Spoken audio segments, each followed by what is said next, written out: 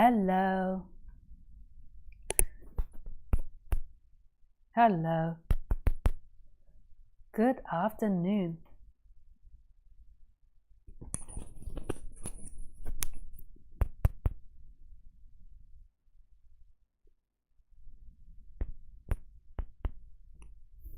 Nice to see you, nice.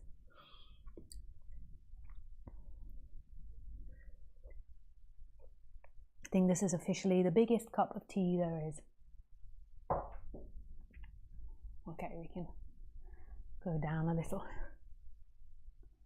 Up a little, down a little. Okay, so I hope you're all having a beautiful week. And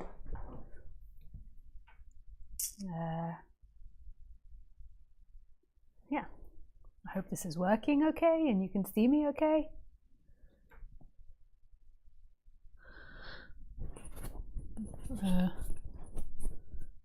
Let me know if there is a problem.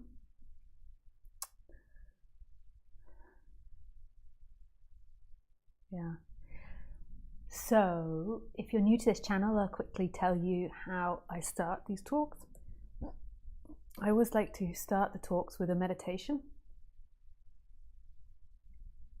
I call it a meditation, but I don't really see it as me giving you a practice to do. Like me instructing you on meditation and you advancing through meditation to get to non-duality. That seems so abstract. Like how to sew that all together through time. But I understand that's the way the mind works. For me, I think that meditation is good for a lot of people to help them settle down, but not all. There's some people where meditation has really negative impact. Yeah, and I do recognize that it's not for everybody.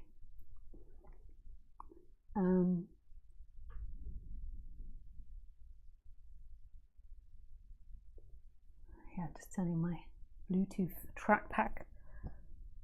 Yeah, so I can control this from over here without bending forward. Yeah, so meditation isn't for everybody. It can create, I notice in some people, neurosis and compulsive thinking, so you have to determine that for yourself. I can't look into your brain with like a magnifying glass and be like, you, no, you, yes. Even if you reported, like self-reporting is never really that accurate, so that's even hard to define. So you have to decide for you if it's good for you or not. And if you're getting stuck in trauma loops, if you don't know what that is, then maybe you need to look that up. But it's basically a reoccurring trauma that keeps getting stuck in your mind, and it's maybe not best to meditate at that time, to distract yourself and to do it when you aren't in that. If you have a tendency towards obsessive compulsive thinking, and when you begin to meditate you get into obsessive compulsive thinking, it's maybe not so good for you. And yeah, and maybe some people with really high intellect that can outsmart meditation. Like I know somebody that told me once that they can think about 4 different things simultaneously, so they can meditate while doing 3 other things.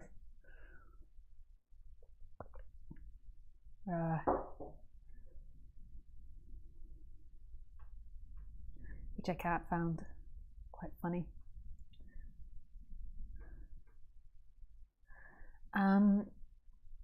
I can see that the internet's getting a little bit stuck. I'm in a new place and it was like really high internet, but it could be that I need to plug it in rather than have it through Wi-Fi. So even though it's really fast, I might be too far away. So I will do that. But I'll do that while we're meditating.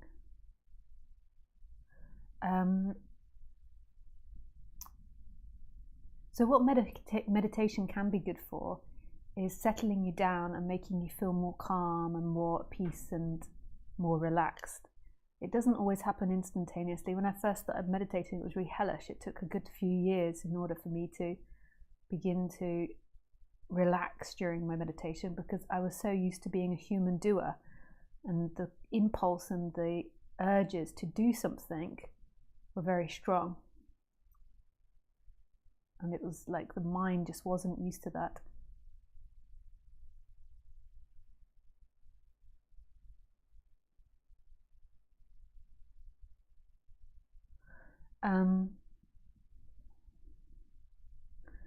Yeah, I'm being told the sound should be turned up. I will do that after I finish the introduction. Not the introduction, the bit about meditation. So, yeah, it takes time to get into meditation. And the reason that I think it calms the person down is that most people are always doing something. They're always in activity. They're always trying to get somewhere. They're always thinking. And sitting still and focusing the mind, it feels like it can be very good for the person. Because it's like doing the opposite to what the mind's used to. The mind's used to like go, go, go, pleasure, pleasure, pleasure, avoid pain, pain, pain. And then you're just sitting there and you're letting pain and pleasure come up and you're not going with that initial instinct.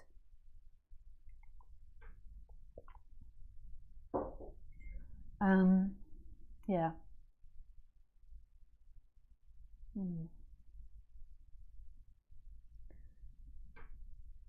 So there's different meditations that I recommend, but there are thousands out there and you've got to find the right one for you. There's so many different practices.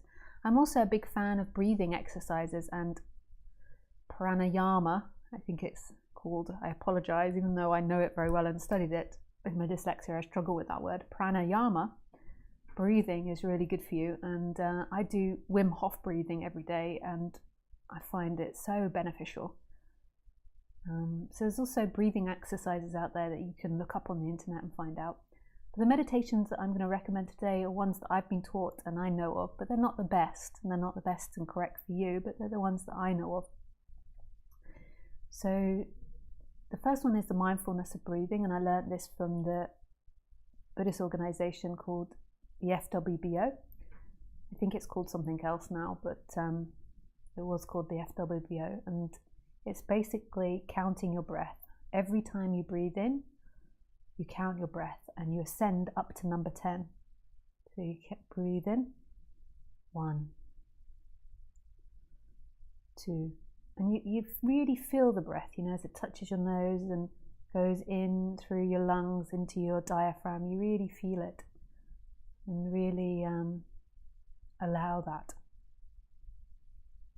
Really getting into that rhythm. We're always breathing. The body's always breathing and it's so automatic. Like, who is doing that? It's so curious. And when you get to number 10, you just come back to 0 and you start again, and that's the activity. And what you might notice is that you go on to like 662.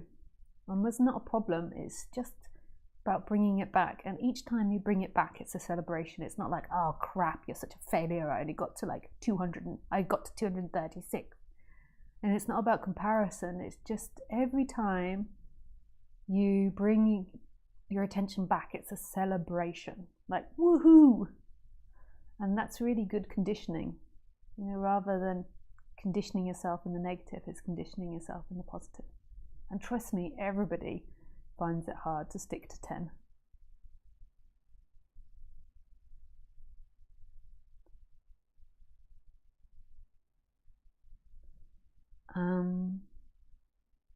Yeah, so we got that, and then the next one is putting your attention into the I am. So if you don't know what the I am then is, then that might be a little bit tricky. So then maybe stick with the mindfulness of breathing.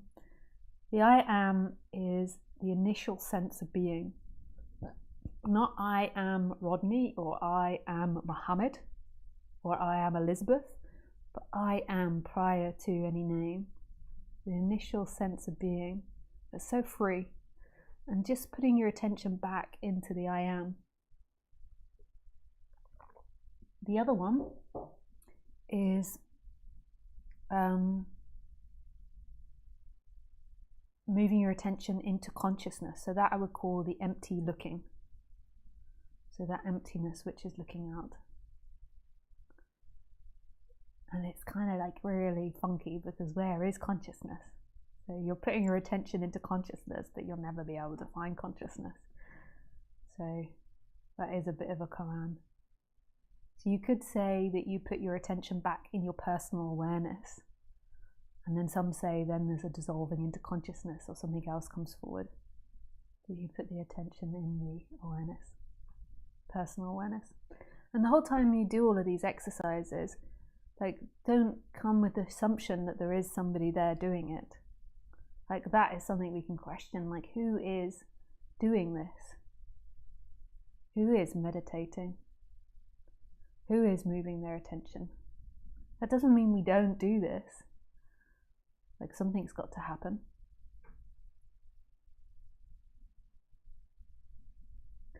It's just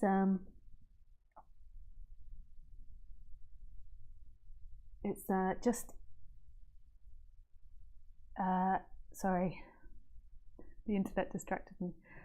Yeah, I don't know what I was saying. It's not that we don't do these practices, but it's just that the idea that there's a you there practicing and a me there giving prescription is so simplistic. That's of the Stone Age thinking. How is that possible? You don't even know how you breathe, or your heartbeat bumps. So how can you then be like, oh yes, she is giving me a practice, and I exist as somebody separate that is doing the practice? Yeah, right. Life is way more mysterious than that. But we don't need to, be really extreme about it and understand everything at once. It's like when you're learning something, you just have to go with the flow and keep doing it. I currently am learning how to speak Deutsch, and it's like there's so many times I just don't understand what the hell's going on when I'm learning, and it just, you keep presenting yourself and you don't let that trip you over. When I was younger, I used to let that trip me over, and then I would think I'm a failure, I can't do it. You just keep on presenting yourself, and you don't get it, you're like, and then you just carry on, and eventually it becomes together, a bit by bit by bit by bit, like building blocks. Yeah. Okay, so we're going to do meditation now. I might just turn the bit rate down on my computer, so therefore the video stops getting stuck. Rather than going out. But if I do disappear, it's to fix the internet. We'll do about 20 minutes of just sitting and meditating. And oh yeah, the other practice that I give, which I forgot, is just sitting. It's where you sit there and you just let whatever come up. So you just close your eyes and let whatever come up, come up. That's the fourth one. I used to only have 3. Yeah. Okay. I will get out my big gong and we shall dong it. Dong the gong.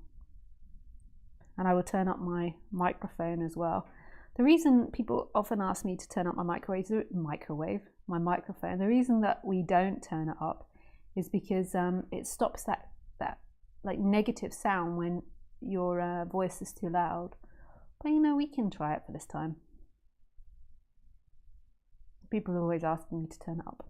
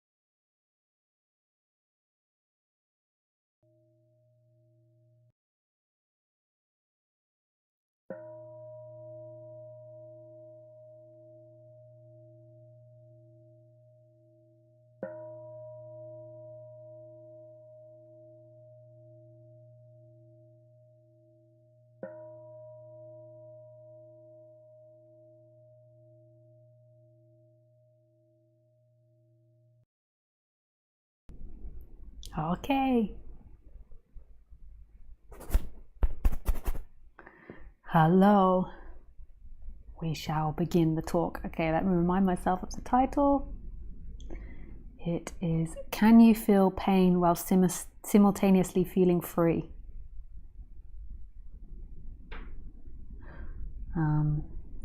That is a good question.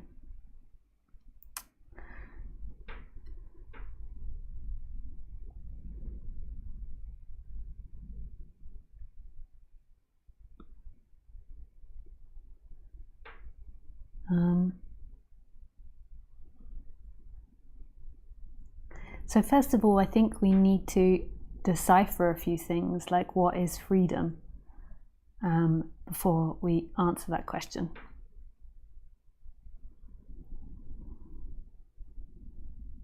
Just shutting some excess programs.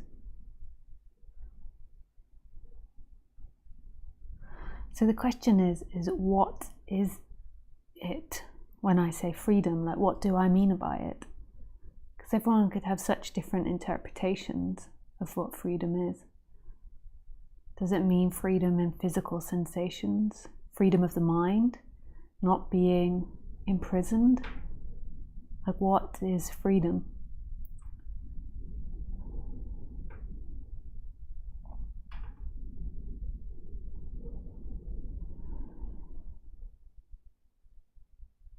You might hear lots of wind sounds, but it might not come across as wind sounds. It might be a bit distorted.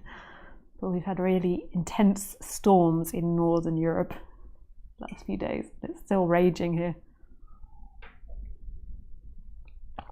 So what I mean by freedom is,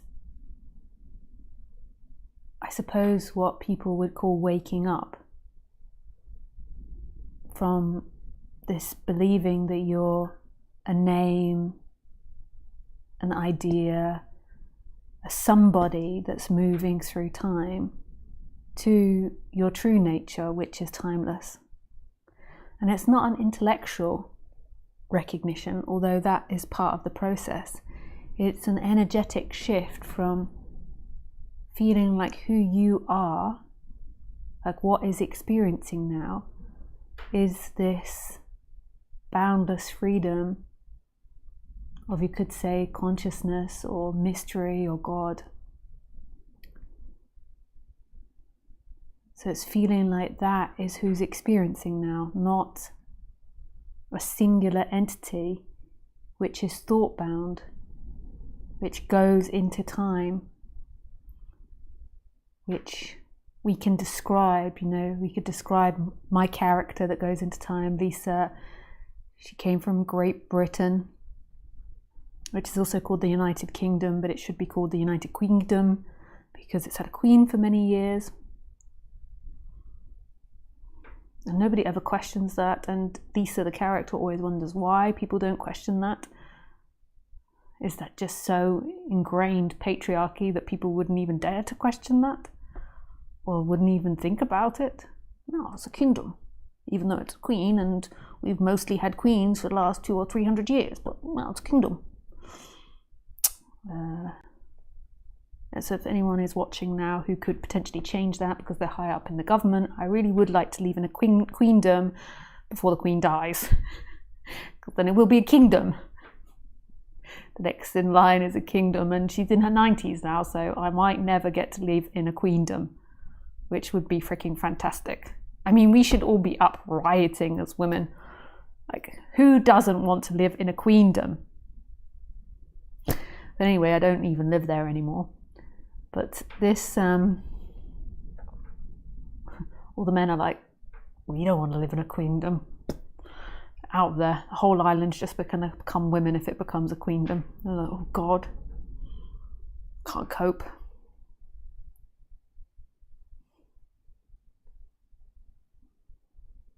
She already thinks and behaves she's a queen. Now, if she lives in a queendom, it'll be 10 times worse. Yeah. So we all have characters.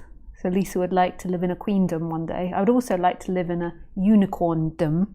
I think this would be pretty cool. The United Unicorndom.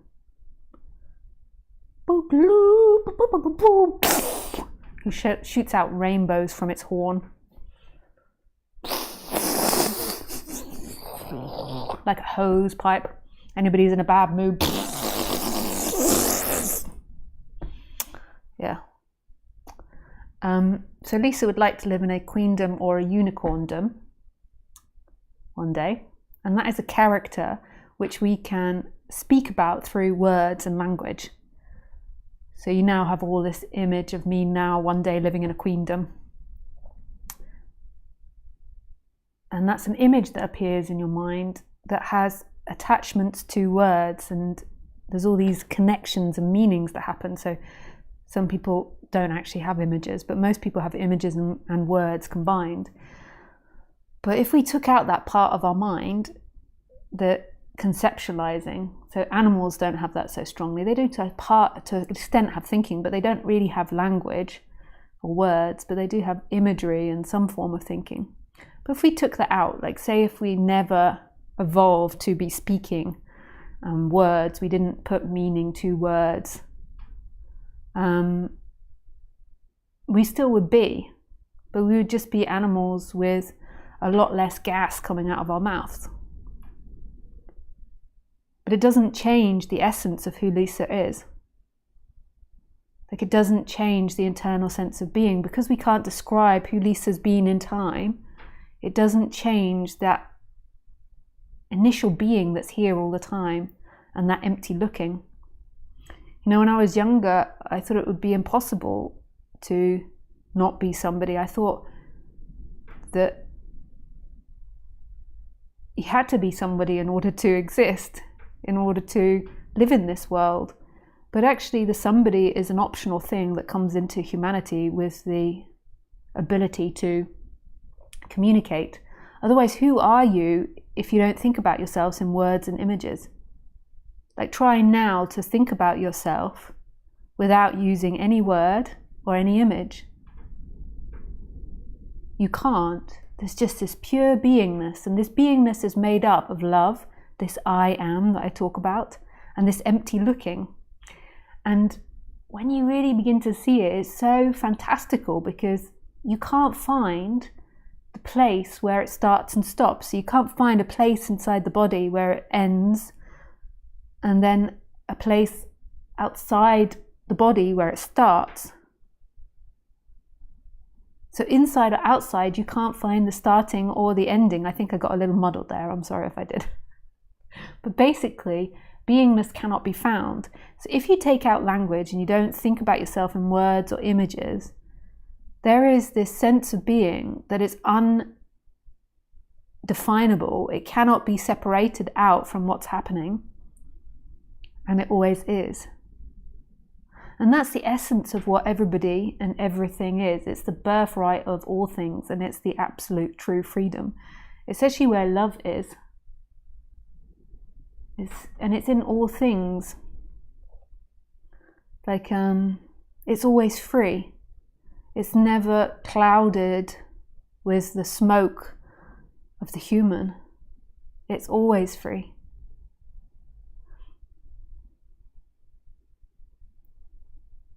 And it might sound really weird that it's in all things, but like, if you go into your experience now, where is the end of beingness and the beginning of beingness? And even though the images are changing, it's still always one thing, because we never have past or future images. We only ever have this moment. I know that sounds really confusing and like I'm contradicting myself all over the shop, but you only ever have this moment. So things appear and disappear in this moment. So like an hour ago I was outside and my umbrella was like being pushed the wrong way because of the wind, and the rain was like hitting me in the face, and anger was arising at my partner, which is not fair to my partner. It was a bit of blame towards him because of being in that situation. So there was all this stuff happening.